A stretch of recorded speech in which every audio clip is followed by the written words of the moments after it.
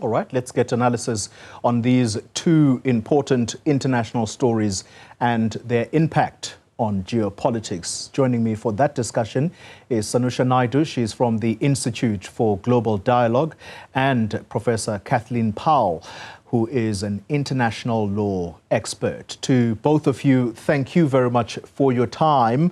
I'd like to begin with you, Sanusha Naidu, starting with the death of the Iranian leader, and this through a helicopter crash in which the foreign minister was also on board, among other officials.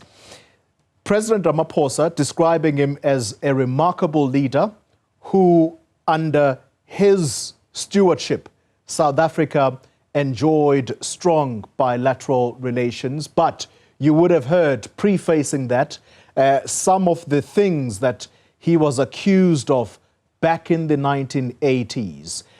Try and describe that relationship between Iran and South Africa for us,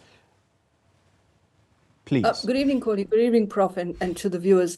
I think South Africa has always shared that kind of relationship with Iran in terms of the fact that Iran is part of the global South, looks at it in terms of South Africa's independent foreign policy, and more of recent note, taking on a lot of criticism about having a relationship with Iran, particularly in terms of how this has impacted or has come about in terms of the challenges and the difficulties with the US over its relationship, not just with only Iran, but with Russia and China, as being identified as rogue states in the international system. And because of that, South Africa has also faced a lot of criticism and the wrath of the U.S. Congress in terms of having the relationship between the U.S. and South Africa reviewed by congressional members, talking about whether South Africa should be a member or should continue to enjoy the benefits of the Africa Growth and Opportunity Act. So I think the relationship kind of stems out of how, if you look at the ANC's document, if you look at the kind of independent foreign policy, if you look at what's coming out of the Department of International Relations and Cooperation around South Africa's positioning on its relationship with the world, it's kind of saying, well, we want to have this relationship, and that increasingly that's becoming part of this geopoliticization of the international order. And we talk about a multipolar international system, but that multipolarity is becoming increasingly characterized by whether or not it's enabling the kind of relationships you can have. So yes, you're right in one respect that people will go back and circle back to the 1980s, and of course the question of the political protests and the whole question of President Raisi's crackdown on this whole question of the hijab policy in Iran. But at the same time, I think that when you look at South Africa's engagement and what President Ramaphosa says as well, is it's a similar kind of questions that have been raised about other countries in terms of what's happening on the other side of the divide. So I think invariably, I think it's really around, the nature of international politics has always never been a set of engagements that always kind of have a complexion around this idea of how does it become contradictory in terms. And I think that's why this last 24 hours has been the hotbed of the international system when it came to what happened with the helicopter crash and the passing of the president of Iran, as well as the foreign minister, but also in that last 24 hours, the issuing of what the ICC prosecutor Khan has said, that he's now applied for a pre-trial order or judgment around the arrest warrants. Yeah, we're going to come back on the question of the ICC and what its prosecutor has had to announce. Professor Kathleen Powell, let's come to you.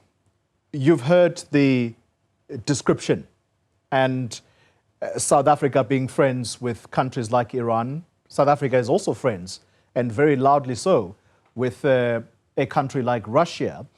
Does this compromise South Africa in any way in the eyes of the world? That's a very good question. I think that South Africa has gained a lot of kudos by bringing the attention of the world to not just to Gaza, but to the legal framework within which Israel's attack on Gaza is governed. And by keeping that issue alive, by constantly bringing matters back to the ICJ, and also it's brought the issue to the ICC, and the ICC has now issued arrest warrants. So South Africa has gained some moral credibility in recent months. But you're quite right that that's just the shiny side of South Africa. It has also held military exercises with Russia on the anniversary of Russia's invasion of Ukraine. It has turned a blind eye to other genocides. It has not acted against other instances where genocide was alleged. And yes, it has some odd friends, some friends who are accused of very serious human rights abuses. I don't think South Africa stands alone in that in the world, but it does put South Africa's claim to virtue in the context of the Gaza crisis a little bit into perspective. And we need to realize that South Africa is also acting out of self-interest, and this is not just about human rights. Yeah. Let's come back to you, Sanusha. We're now trying to move this conversation toward the direction of what the ICC announced today, and that it is seeking arrest warrants for two leaders of the Israeli government and 3 Hamas leaders owing to the October 7 attacks. Let's discuss that in conjunction with Iran's big influence and often accused by superpowers like the United States of somewhat fanning the flames in the Middle East war right now that is going on. It's a complicated question I'm asking of you, but let's try and make these links if we can. Yeah, and I think one of the points I want to say about the eyes of the world is the eyes of the world is never ever kind of used in an equitable way. It depends whose eyes you're talking about. And I think that in itself comes very much into this whole trajectory around Iran. One of the things that has been discussed since the confirmation by state media in Iran of the deaths of both the president and the foreign minister is the question of continuity. And the continuity is really around the relationship that Iran has with its regional neighborhood, with its broader Middle East countries, and with the Gulf states. And this is, again, quite interesting when you look at the statements coming out of places like Hezbollah, Hamas, etc. These are entities that Iran has supported, the Houthi rebels in Yemen as well. And I think what's really interesting about this ICC statement made by the international prosecutor, the ICC prosecutor, when you look right at the end of his statement, and he recognizes that the ICC has taken a lot of blows as well in terms of how it has approached this issue in terms of the whole question of the attacks on October 7th, and then of course the issues of Israel's retaliation and how that's gone on. And it's a mixed bag. It's a divided bag, I have to say, because one of the challenges there is, it's this question of victim and executor kind of approach. And there's some of the analysts within Palestine, people within Palestine, some of the international scholars are questioning how long it took. On the other hand, when you see the reaction by Israel to this, calling it a travesty, an outrageous thing, that it's really about, is there any kind of equalness to this? And you look at the statement coming off the White House now, where President Biden has called it outrageous. Secretary of State Anthony Blinken has gone even further and said that that the ICC doesn't have jurisdiction. So these are questions that are becoming quite real. And I think what's the challenge in this is that when you open up this corridor, you're opening up a corridor around the ICC. And I want to circle back to the question of how this happened when it came to the Russian president.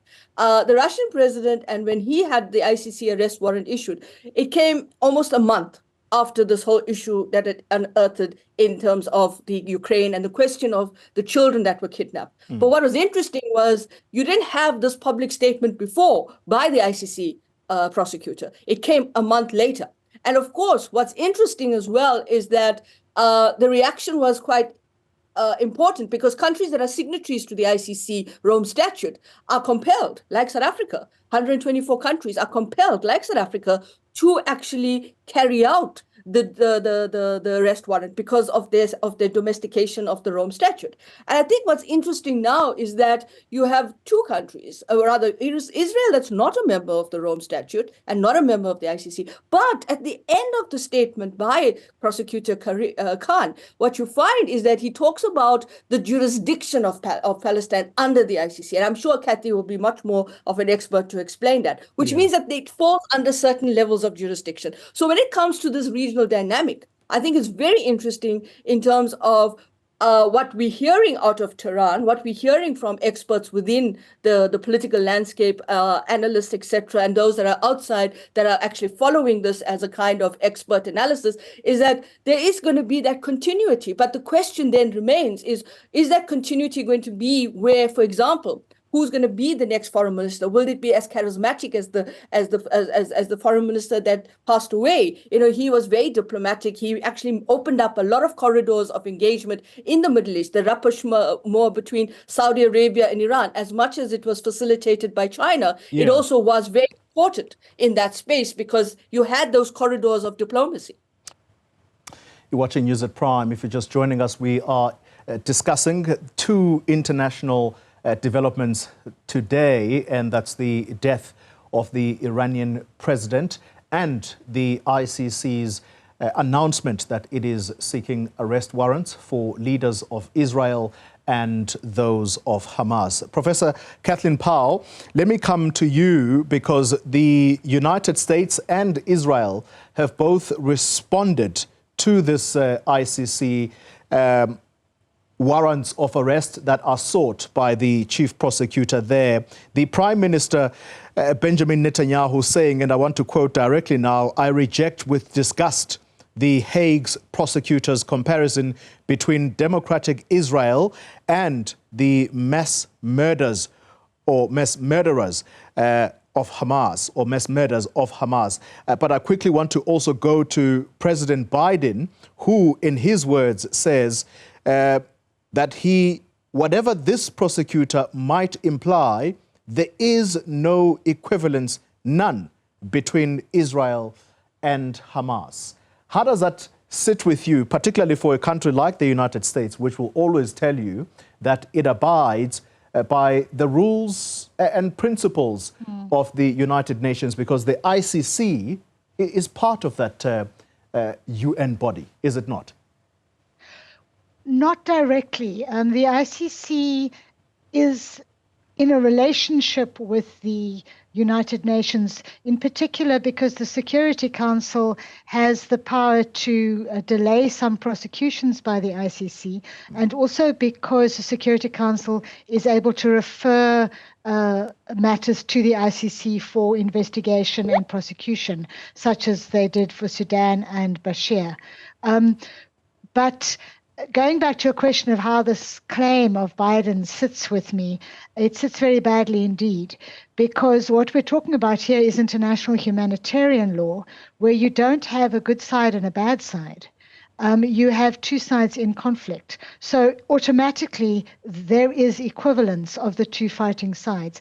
Both sides can be found guilty of war crimes, and that's exactly what the prosecutor is proposing to do, war crimes and crimes against humanity. So I'm sorry, that doesn't wash.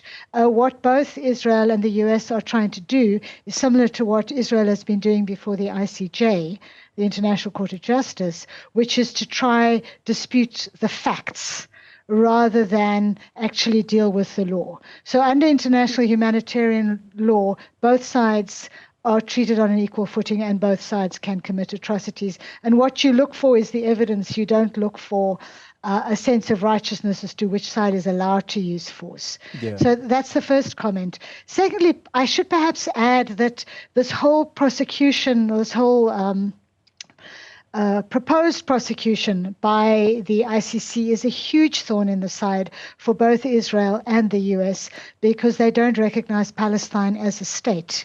And the only reason why the ICC has jurisdiction over this case is that it has accepted Palestine's submission to it, which means it's accepted Palestine as a state.